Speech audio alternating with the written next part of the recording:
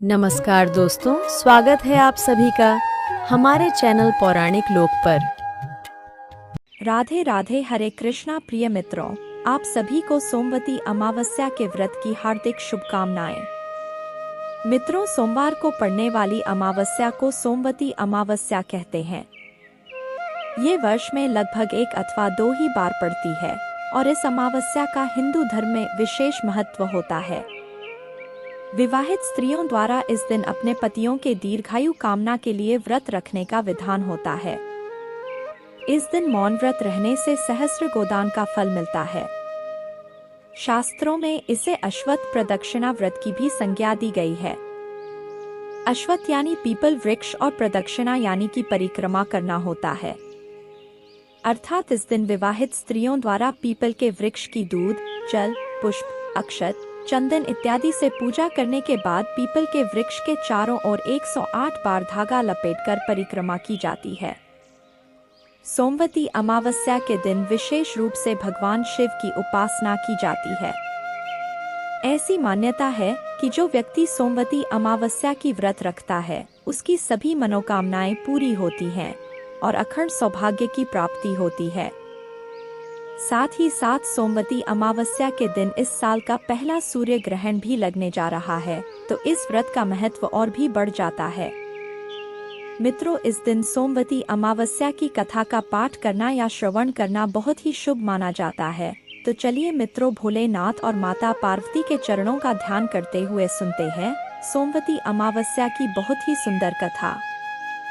दोस्तों, वीडियो में आगे बढ़ने से पहले अगर आप भी भोले बाबा और माता पार्वती की विशेष कृपा प्राप्त करना चाहते हैं, तो वीडियो को लाइक करके कमेंट बॉक्स में जय भोले बाबा, जय माता पार्वती जरूर लिखें।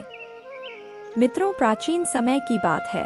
एक गरीब ब्राह्मण परिवार एक गांव में निवास करता था। उस परिवार में पति पत्नी के अलावा एक पुत्री भी थी। ब्राह्मण की वह पुत्री धीरे धीरे बड़ी होने लगी। उस पुत्री में समय और बढ़ती उम्र के साथ सभी स्त्रियोचित गुणों का विकास हो रहा था। वह लड़की सुंदर, संस्कारवान एवं गुणवान थी। जब वह कन्या विवाह योग्य हुई तो वो उसमें कुशल गृहिणी बनने के सभी गुण थे, किंतु गरीब होने के कारण उस कन्या का विवाह नहीं हो पा रहा था। एक दिन उस ब्राह्मण के घर एक साधु महाराज पधारे। वो उस कन्या के सेवा भाव से काफी प्रसन्न हुए। कन्या को लंबी आयु का आशीर्वाद देते हुए साधु ने कहा कि इस कन्या के हथेली में विवाह योग की रेखा नहीं है। तब ब्राह्मण दंपति ने साधु से उपाय पूछा कि कन्या ऐसा क्या करें कि उसके हाथ में विवाह योग बन जाए। साधु ने कुछ देर विचार करने के बाद अपनी अंतर्दृष्टि से ध्यान करके बताया कि कुछ दूरी पर एक गांव में सोना नाम की धोबिन जाति की एक महिला अपने बेटे और बहू के साथ रहती है, जो बहुत ही आचार विचार और संस्कार संपन्न तथा पतिपरायण है। यदि यह कन्या उसकी सेवा करे और वह महिला इसकी शादी में अपने मांग का सिंदूर लगा दे, उसके बाद इस कन्या का विवाह हो तो इस कन्या का वैधव्य योग मिट सकता है। साधु ने यह भी बताया कि वह महिला कहीं आती जाती नहीं है। यह बात सुनकर ब्राह्मणी ने अपनी बेटी से धोबिन की सेवा करने की बात कही। अगले दिन कन्या प्रातः काल ही उठकर सोना धोबिन के घर जाकर साफ सफाई और अन्य सारे करके अपने घर वापस आ जाती। एक दिन सोना धोबिन अपनी बहू से पूछती है कि तुम तो सुबह ही उठकर सारे काम कर लेती हो और पता भी नहीं चलता। बहू ने कहा, माँ जी, मैंने तो सोचा कि आप ही सुबह उठकर सारे काम खुद ही खत्म कर लेती हैं। मैं तो देर से उठती हूँ। इस पर दोनों सास बहू निगरानी करने लगी कि कौन है जो सुबह ही घर का सारा काम करके चला जाता है।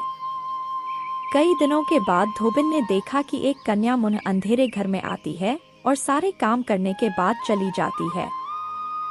जब वह जाने लगी तो सोना धोबिन उसके पैरों पर गिर पड़ी, पूछने लगी कि आप कौन हैं और इस तरह छुपकर मेरे घर की चाकरी क्यों करती हैं। तब कन्या ने साधु द्वारा कही गई सारी बात बताई। सोना धोबिन पतिपरायण थी, उसमें तेज था। वह तैयार हो गई। सोना धोबिन के पति थोड़ा अस्वस्थ थे। उसने अपनी बहू से अपने लौट आने तक घर पर ही रहने को कहा। सोना धोबिन ने जैसे ही अपने मांग का सिंदूर उस कन्या की मांग में लगाया, उसका पति मर गया। उसे इस बात का पता चल गया। वह घर से निराजल ही चली थी, यह सोचकर कि रास्ते में कहीं पीपल का पेड़ मिलेगा तो उसे भंवरी देकर और उसकी परिक्रमा करके ही जल ग्रहण करेगी। उस दिन सोमवती अमावस्या थी। ब्राह्मण के घर मिले पुए पकवान की जगह उसने ईंट के टुकड़ों से 108 बार भंवरी देकर 108 बार पीपल के पेड़ की परिक्रमा की और उसके बाद जल ग्रहण किया। ऐसा करते ही उसके पति के मुर्दा शरीर में वापस जान आ गई। धोबिन का पति वापस जीवित हो उठा। इसीलिए सोमवती अमावस्या के दिन से शुरू करके जो व्यक्ति हर अमावस्या के दिन भंवरी देता है, उसके सुख और सौभाग्य में वृद्धि होती है। पीपल के पेड़ में सभी देवों का वास होता है। अतः जो व्यक्ति हर अमावस्या को न कर सके, वह सोमवार को पड़ने वाली अमावस्या के दिन 108 वस्तुओं की भंवरी देकर सोना धोबिन और गौरी गणेश का पूजन करता है, उसे अखंड सौभाग्य की प्राप्ति होती है।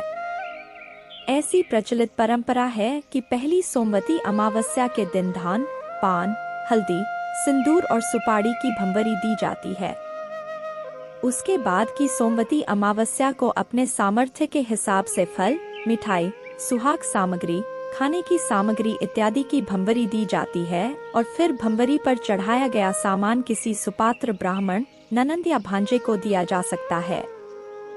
धार्मिक मान्यताओं के अनुसार जो महिला सोमवती अमावस्या से भंवरी देने की परंपरा शुरू करती है और हर अमावस्या को भंवरी देती है, उसके सुख और सौभाग्य में वृद्धि होती है। तो मित्रों, यह थी सोमवती अमावस्या की कथा। अब चलिए मित्रों सुनते हैं सोमवार के व्रत की भगवान शिव और माता पार्वती की कथा। एक समय की बात है, माता पार्वती शिव जी को पति रूप में प्राप्त करने के लिए घोर तप कर रही थी। उनके तप को देखकर देवताओं ने शिव जी से देवी की मनोकामना पूर्ण करने की प्रार्थना की। शिव जी ने पार्वती जी की परीक्षा लेने सप्तर्षियों को भेजा। सप्तर्षियों ने शिव जी के सैकड़ों अवगुण गिनाए, पर पार्वती जी को महादेव के अलावा किसी और से विवाह मंजूर न था। विवाह से पहले सभी वर अपनी भावी पत्नी को लेकर आश्वस्त होना चाहते हैं। इसलिए शिव जी ने स्वयं भी पार्वती की परीक्षा लेने की ठानी। भगवान शंकर प्रकट हुए और पार्वती को वरदान देकर अंतर्ध्यान हुए। इतने में जहां वह तप कर रही थी, वही पास में तालाब में मगरमच्छ ने एक लड़के को पकड़ लिया। लड़का जान बचाने के लिए चिल्लाने लगा। पार्वती जी से उस बच्चे की चीख सुनी न गई। द्रवित हृदय होकर वह तालाब पर पहुंची। देखती है कि मगरमच्छ लड़के को तालाब के अंदर खींचकर ले जा रहा है। लड़के ने देवी को देखकर कहा, मेरी न तो माँ है, न बाप, न कोई मित्र, माता आप मेरी रक्षा करें। पार्वती जी ने कहा, हे ग्रा, इस लड़के को छोड़ दो। मगरमच्छ बोला, दिन के छठे पहर में जो मुझे मिलता है उसे अपना आहार समझकर स्वीकार करना मेरा नियम है। ब्रह्मदेव ने दिन के छठे पहर इस लड़के को भेजा है, मैं इसे क्यों छोड़ूं? पार्वती जी ने विनती की, तुम इसे छोड़ दो।